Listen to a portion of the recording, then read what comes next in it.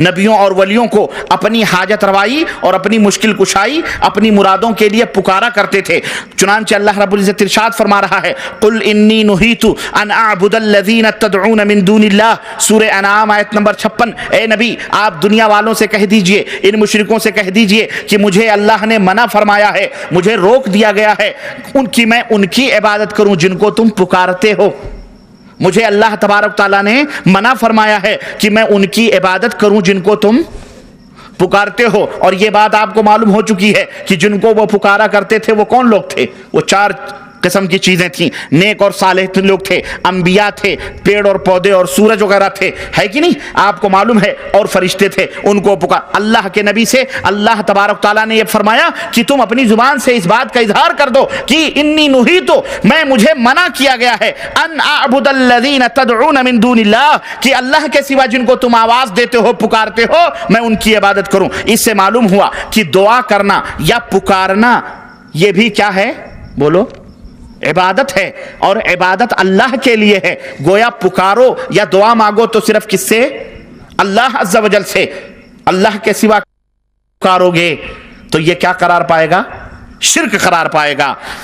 اور یہ کام جو ہے کفار مکہ، مشرکین مکہ کیا کرتے تھے۔ نمبر 2، کفار مکہ کا دوسرا کام جس کو اللہ تعالیٰ نے عبادت قرار دیا ہے وہ یہ تھا کہ وہ اپنے معبودوں کے لیے نظر نیاز اور چڑھاوے وغیرہ بھی چڑھاتے تھے۔ اس کی دلیل قرآن کریم میں اللہ رب العزت نے یوں بیان فرمائی ہے، سورہ انعام آیت نمبر 136 کہ وَجَعَلُوا لِلَّهِ مِمَّا ذَرَأَ مِنَ الْحَرْثِ وَالْأَنْعَامِ نَصِيبًا فَقَالُوا هَذَا لِلَّهِ بِزَعْمِهِمْ وَهَذَا لِشُرَكَائِنَا، کہ انہوں نے اللہ نے جو کھیتی اور مویشی پیدا کیے ہیں، یہ کھیتیاں یا مویشیاں جو اللہ نے پیدا کیے ہیں، ان میں ان مشرکین نے اللہ کا ایک حصہ ٹھہرایا اور کہا یہ حصہ تو اللہ کا ہے اور یہ حصہ ہمارے معبودوں کا ہے۔ بالکل وہی بات ہے، یہ بکرا قربانی کا ہے، یہ بکرا غوث پاک کا۔ بالکل وہی مشرکین مکہ والا طرز۔ مشرکین مکہ یہ کہا کرتے تھے کہ اللہ فرماتا ہے کہ ایک حصہ انہوں نے اللہ کا ٹھہرایا اور بولے یہ اللہ کا ہے ان کے خیال میں اور یہ ہمارے شریکوں کا ہے یعنی بتوں کا ہے۔ چنانچہ اس آیت کریمہ سے یہ بات واضح ہو گئی کہ مشرکین جو ہے غلے اور چوپائے اور جانور اپنے معبودوں کو نظر کیا کرتے تھے۔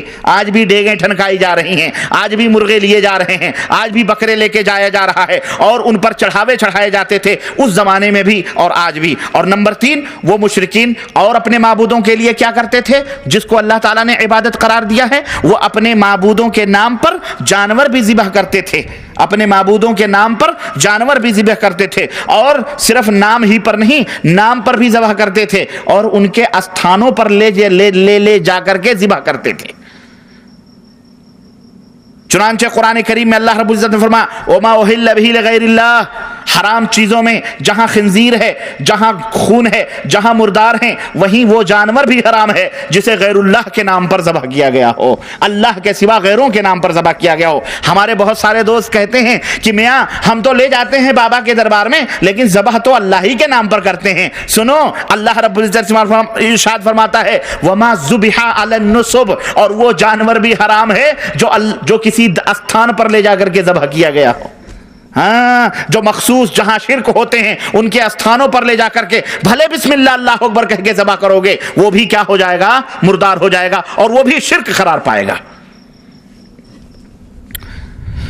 میرے عزیزو، مزید تفصیلات کے لیے آپ سورہ مائدہ آیت نمبر 3 اٹھا کر کے دیکھ لیں۔ اسی طرح سے نمبر 4، اپنے معبودوں کے لیے اور بھی وہ کیا کام کرتے تھے؟ اپنے معبودوں کے لیے وہ مجاوری بھی کرتے تھے۔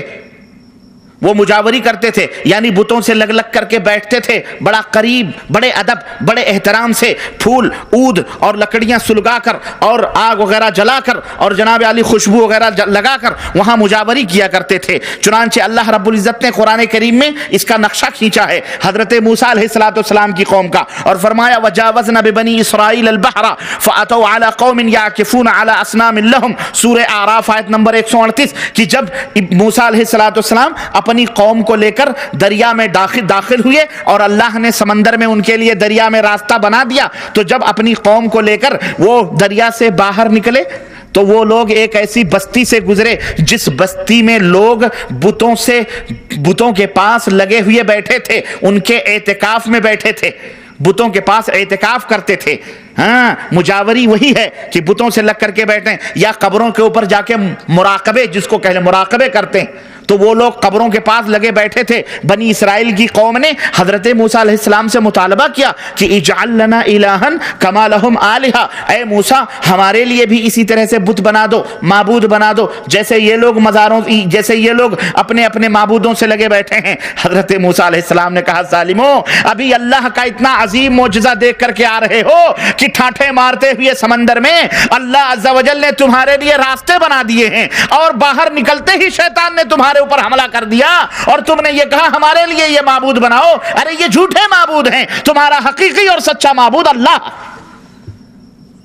لیکن دیکھو نبیوں کے ساتھ رہتے ہوئے بھی شیطان کتنا دھوکہ دے رہا ہے، اور قریب سے دھوکہ دے رہا ہے۔ آج تو 1400 برس گزر گئے ہیں ہمیں اور آپ کو، شیطان تو ہمارے آگے سے، ہمارے پیچھے سے، ہمارے دائیں سے اللہ سے یہ وعدہ لے کر کے آیا ہے کہ ہم ان کو گمراہ کریں گے۔ میرے عزیزو، تو اس آیت کریمہ سے ہمیں یہ بھی پتہ چلا کہ یہ جو لوگ مشرکین تھے یہ باقاعدہ مجاوری کرتے تھے۔ اسی طرح سے نمبر 5، مشرکین جو تھے وہ اپنے معبودوں کو سجدے بھی کرتے تھے، اپنے معبودوں کو سجدے بھی کرتے تھے۔ اللہ رب العزت نے قرآن کریم میں ارشاد فرمایا لا تسجدوا للشمس ولا للقمر واسجدوا للہ الذی خلقہن ان کنتم ایاہ تعبدون، کہ اے لوگو نہ سورج کا سجدہ کرو، نہ چاند کا سجدہ کرو، نہ آسمان کا سجدہ کرو، بلکہ ان کو تو اللہ نے پیدا کیا ہے، تو پیدا کرنے والے کو سجدہ کرو، یہ تو پیدا کی ہوئی مخلوق ہے، ان کو سجدہ نہ کرو۔ اگر تمہیں عبادت ہی کرنی ہے تو صرف اللہ کی عبادت کرو، تو سجدہ کرنا بھی عبادت۔ تو اس آیت کریمہ سے ہمیں یہ معلوم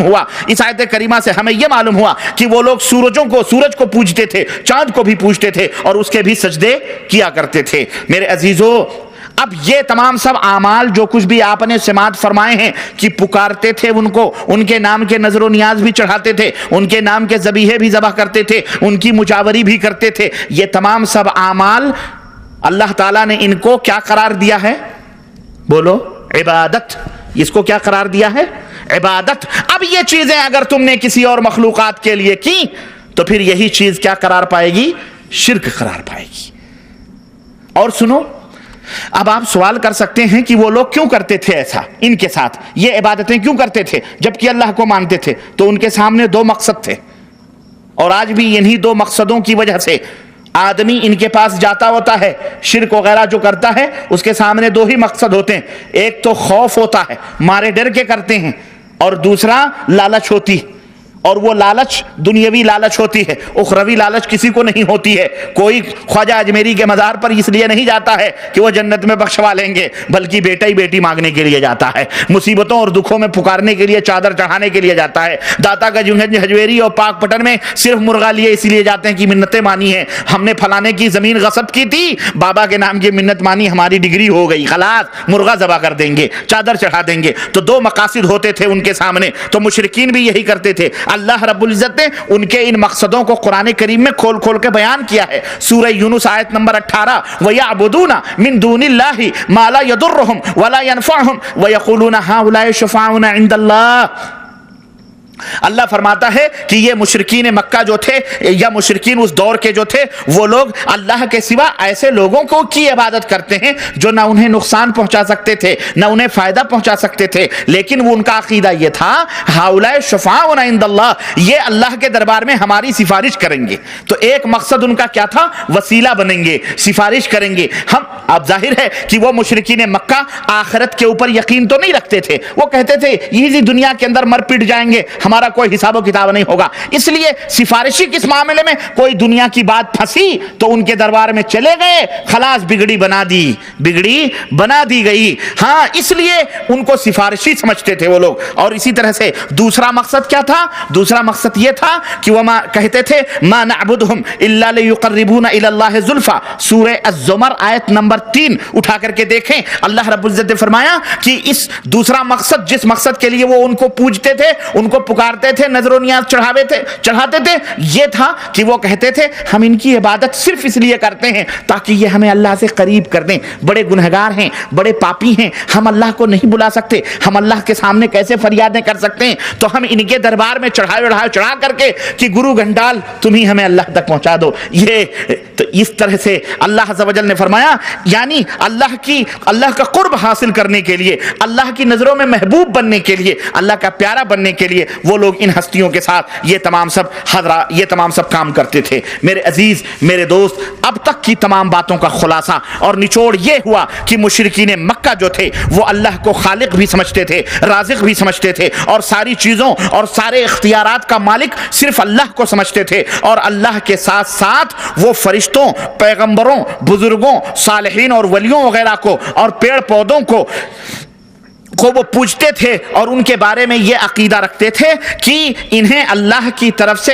فطرت سے بالا تر طاقت عطا کی گئی ہے, یہ فطرت سے بالا تر قوت کے مالک ہیں اور ان کو اللہ تعالیٰ نے عطا کیا ہے, اسی لیے وہ انہیں پکارتے تھے, ان سے التجائیں کرتے تھے, ان کی نظر و نیاز مانتے تھے, ان کے اوپر چڑھاوے چڑھاتے تھے, ان کے نام اور ان کے استھانوں پر جانور لے جا کر کے ذبح کرتے تھے, اور ان کی مجاوری کرتے تھے, ان سے مجاوری کرنے بیٹھتے تھے, انہیں سجدہ کرتے تھے. یہ تمام سب کام ان کا ہوتا تھا, اور یہی سب کام ان کا شرک تھا. اسی وجہ سے وہ کافر قرار پائے, انہیں قتل کیا گیا, قیدی بنایا گیا, ان سے جنگیں لڑی گئیں, انہیں جہنمی قرار دیا گیا. میرے عزیز, اب ان آیات قرآنیہ کی روشنی میں جو آپ نے سماعت فرمائی ہیں, جو آپ نے سنی ہیں, آئیے ذرا موجودہ دور کے ان قبر پرستوں اور قبر کے پجاریوں کا جائزہ لیں, اور جو شدے, علم, چبوترے, جھنڈے, پنجے, مزار, قبر, استھان, جو آج کلمہ لا الہ الا اللہ محمد الرسول اللہ صلی اللہ علیہ وسلم پڑھ کر کے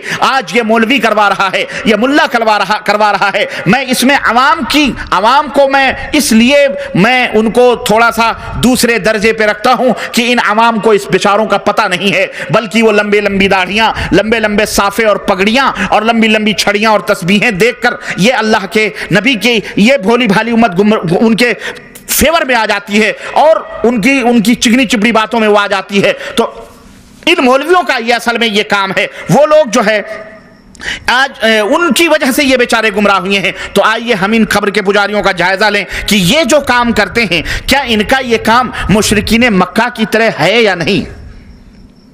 کیا ان کا یہ کام صرف لا الہ الا اللہ محمد رسول اللہ نکال دیجئے, باقی یہ سارا کام مشرکین مکہ کی طرح ہے یا نہیں ہے.